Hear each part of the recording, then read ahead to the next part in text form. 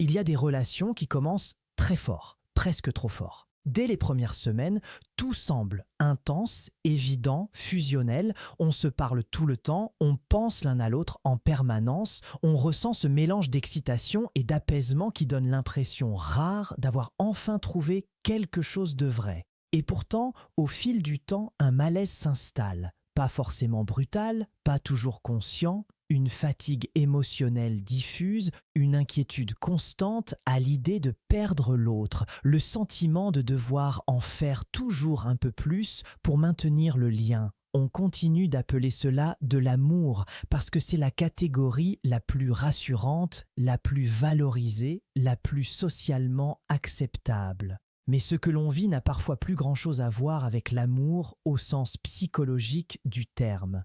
Ce décalage, beaucoup de personnes le ressentent sans parvenir à le nommer. Elles savent seulement que quelque chose ne tourne pas rond, alors même que la relation est censée être une source de sécurité et de croissance. Dans le quotidien, ces situations sont extrêmement fréquentes. Une personne peut se sentir profondément attachée à son partenaire, mais vivre dans la peur constante de l'abandon. Une autre peut avoir besoin de messages, de preuves, de signes continus d'attention pour se sentir rassurée. D'autres encore peuvent confondre le fait de ne pas pouvoir être seule, de ne pas imaginer leur vie sans l'autre, avec une forme d'amour intense. Ces comportements sont souvent décrits avec des mots positifs. Passion, dévouement, attachement profond, engagement total. Pourtant, lorsqu'on les observe de plus près, ils reposent sur des mécanismes psychologiques bien connus qui relèvent davantage de la dépendance affective ou de la fusion que de l'amour mature. Pour comprendre cette confusion, il faut d'abord s'éloigner des définitions romantiques ou culturelles de l'amour et se tourner vers ce que la psychologie des relations humaines nous apprend. D'un point de vue psychologique, l'amour n'est pas un état d'excitation permanente ni une peur constante de perdre l'autre. Il repose sur un équilibre subtil entre proximité et autonomie, entre attachement et différenciation. L'amour permet d'être relié sans être englouti, engagé sans être dissous. Or, ce qui est souvent pris pour de l'amour correspond en réalité à une activation intense du système d'attachement. Un système neurobiologique profondément ancré qui a pour fonction première la survie émotionnelle, pas la relation équilibrée. Le système d'attachement se met en place très tôt dans la vie. Dès l'enfance, nous apprenons, souvent de manière implicite, comment obtenir de la sécurité émotionnelle auprès des figures importantes. Certains enfants apprennent que l'amour est relativement stable, prévisible, accessible. D'autres apprennent qu'il est conditionnel, incertain, parfois présent, parfois absent. Ces expériences précoces ne disparaissent pas à l'âge adulte. Elles continuent d'influencer la manière dont nous percevons les relations, ce que nous attendons de l'autre et surtout ce que nous sommes prêts à tolérer pour maintenir le lien. Lorsque ces schémas sont activés à l'âge adulte, certaines personnes ressentent un besoin intense de fusion. Elles cherchent une proximité constante, une confirmation régulière que le lien existe toujours. Elles peuvent interpréter la moindre distance comme un danger, la moindre autonomie de l'autre comme un signe de désamour. Ce fonctionnement n'est pas volontaire ni irrationnel. Il est souvent le produit d'une mémoire émotionnelle ancienne qui associe la sécurité à la présence continue de l'autre. Dans ce contexte, l'intensité émotionnelle est vécue comme une preuve d'amour. Plus ça fait mal, plus ça fait peur, plus ça semble important. L'absence d'angoisse peut même être interprétée comme un manque de passion. La fusion relationnelle est l'un des exemples les plus frappants de cette confusion. Dans une relation fusionnelle, les frontières psychologiques entre les individus deviennent floues. Les émotions de l'un deviennent celles de l'autre, les besoins se confondent, les décisions se prennent à deux, parfois sans que cela soit explicitement formulé. Au début, cette fusion peut être vécue comme extrêmement gratifiante. Elle donne un sentiment d'unité, de compréhension totale, d'intimité profonde. Mais sur le plan psychologique, elle fragilise la relation car elle empêche chacun de rester un individu distinct, capable de réguler ses propres émotions.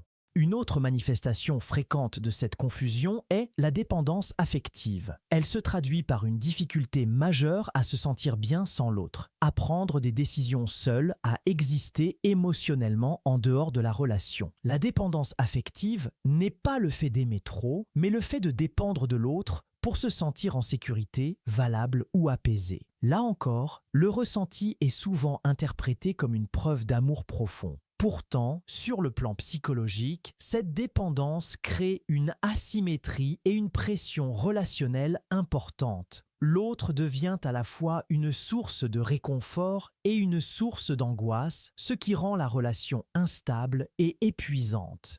Le besoin constant de validation est un troisième comportement fréquemment confondu avec l'amour. Certaines personnes ont besoin de messages réguliers, de déclarations, de preuves visibles d'engagement pour se sentir rassurées. L'absence de ces signes est vécue comme une remise en question du lien. Ce besoin peut s'exprimer de manière subtile à travers des questions répétées, des tests relationnels ou une hypersensibilité au changement de comportement de l'autre. Là encore, ce fonctionnement est souvent interprété comme un investissement émotionnel fort, alors qu'il révèle surtout une difficulté à internaliser la sécurité affective. Ces comportements partagent un point commun. Ils reposent davantage sur la peur que sur la confiance. Peur de perdre, peur d'être abandonné, peur de ne pas compter suffisamment. L'amour, au sens psychologique, n'est pas exempt de peur, mais il n'est pas structuré autour d'elle. Lorsqu'une relation est principalement organisée autour de la gestion de l'angoisse, elle devient fragile. Les partenaires passent plus de temps à tenter de se rassurer qu'à construire un lien serein et évolutif. Il est important de souligner que ces mécanismes ne sont ni pathologiques en soi, ni moralement condamnables. Ils sont le résultat d'apprentissages relationnels précoces et de stratégies d'adaptation qui ont souvent été nécessaires à un moment donné de la vie. Le problème n'est pas leur existence, mais le fait de les confondre avec l'amour. Cette confusion empêche de reconnaître que la relation, telle qu'elle fonctionne, génère de la souffrance et de l'épuisement. Dans la vie quotidienne, cette confusion se manifeste de multiples façons. Une personne peut rester dans une relation insatisfaisante parce que la peur de la perdre est vécue comme une preuve que cette relation est essentielle. Une autre peut accepter des compromis importants, voire des comportements blessants, parce que l'idée de se retrouver seule est insupportable. D'autres encore peuvent vivre des relations très intenses, mais courtes, marquées par des hauts et des bas émotionnels extrêmes, interprétés comme de la passion alors qu'ils reflètent une activation chronique du système d'attachement. La culture populaire contribue largement à entretenir cette confusion. Les récits amoureux valorisent souvent l'intensité, la fusion, la jalousie, le sacrifice. Ils présentent la difficulté et la souffrance comme des preuves de profondeur émotionnelle. Or, du point de vue psychologique, la souffrance n'est pas un indicateur fiable de la qualité d'un lien. Une relation peut être intense et pourtant profondément insécurisante. Elle peut donner l'illusion d'un lien fort, tout en empêchant chacun de se développer émotionnellement. À l'inverse, l'amour plus sécurisé, plus stable, est parfois perçu comme ennuyeux ou insuffisamment passionné. Il ne génère pas la même montée d'adrénaline, la même excitation constante. Il repose sur la confiance, la prévisibilité, la capacité à tolérer la distance sans catastrophe intérieure. Pour certaines personnes, habituées à confondre intensité et amour, cette stabilité peut être déroutante, voire inquiétante. Le calme est interprété comme un manque. Distinguer ce qui relève de l'amour et ce qui relève de l'attachement insécure ne signifie pas nier les émotions ressenties. La peur, le besoin, la dépendance sont réels sur le plan subjectif. Ils méritent d'être compris, pas minimisés. Mais les comprendre permet justement de ne plus les confondre avec l'amour. Cela ouvre la possibilité d'une relation dans laquelle l'autre n'est pas chargé de réparer des insécurités anciennes, mais devient un partenaire à part entière, distinct, libre. Cette distinction est rarement immédiate. Elle se construit progressivement à travers l'observation de soi, des réactions émotionnelles, des pensées automatiques qui surgissent dans la relation.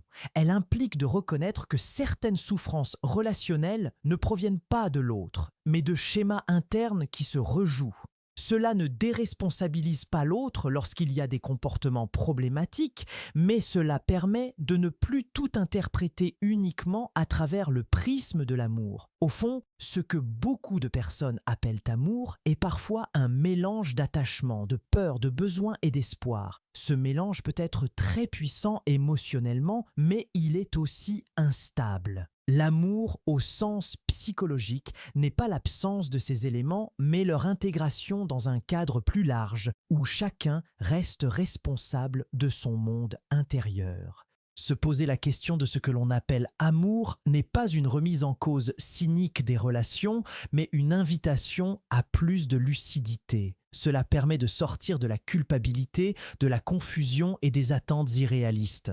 Cela permet aussi de comprendre pourquoi certaines relations, bien que très intenses, laissent un sentiment de vide ou d'épuisement, tandis que d'autres, plus calmes, offrent une sensation de solidité et de continuité. Peut-être que le véritable enjeu n'est pas d'aimer plus fort, mais d'aimer autrement, non pas en cherchant à fusionner, à se rassurer ou à se prouver quelque chose, mais en construisant un lien où la proximité n'efface pas l'individualité et où l'attachement ne repose pas sur la peur. La question qui reste alors, en filigrane, n'est pas tant de savoir si ce que vous ressentez est de l'amour, mais de comprendre ce que cette relation vous permet d'être émotionnellement sur la durée.